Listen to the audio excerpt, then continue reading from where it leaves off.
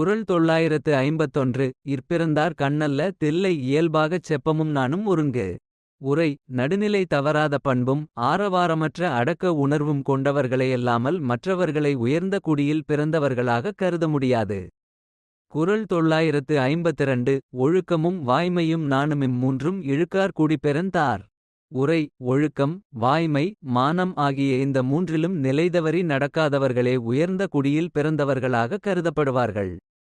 குறள் 953 நகையீகை அன்சொல் இகழாமை நான்கும் வகை என்ப வாய்மை குடிக்கு.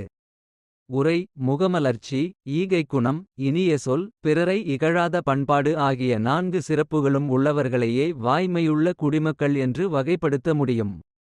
குறள் 954 அடுக்கிய கோடி பெறினும் குடிப்பிறந்தார் குன்றுவ செய்தல் இலர். உரை பல கோடி பொருள்களை அடுக்கிக் கொடுத்தாலும் சிறந்த குடியில் பிறந்தவர்கள் அந்தச் சிறப்பு கெடுவதற்கான செயல்களுக்கு இடம் தரமாட்டார்கள். குறள் 955 வழங்குவ துள்வீழ்ந்த கண்ணும் பழங்குடி பண்பின் தலை பெரிதல் இன்று. உரை பழம் பெருமை வாய்ந்த குடியில் பிறந்தவர்கள் வறுமையால் தாக்குண்ட போதிலும் பிறருக்கு வழங்கும் பண்பை இழக்கமாட்டார்கள். குறள் 956 சலம் பற்றி சால்பில செய்யார்மா சற்ற குலம் பற்றி வாழ்துமென் பார். உரை மாசற்ற பண்புடன் வாழ்வதாகக் கருதிக் கொண்டிருப்பவர்கள் வஞ்சக நினைவுடன் தகாத காரியங்களில் ஈடுபடமாட்டார்கள்.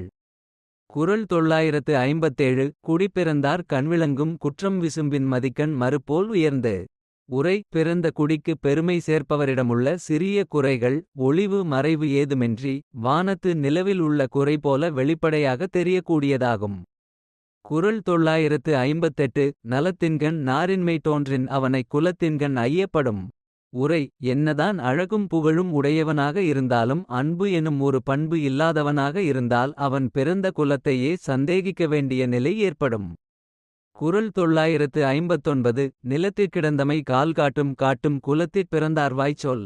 உரை விளைந்த பயிரை பார்த்தாலே இது எந்த நிலத்தில் விளைந்தது என்று அறிந்து கொள்ளலாம். அதேபோல் ஒருவரின் வாய்ச்சொல்லைக் கேட்டே அவர் எத்தகைய குடியில் பிறந்தவர் என்பதை உணர்ந்து கொள்ளலாம். குறள் 960 நலம் வேண்டின் நாணுடைமை வேண்டும் குலம் வேண்டின் வேண்டுக யார்க்கும் பணிவு.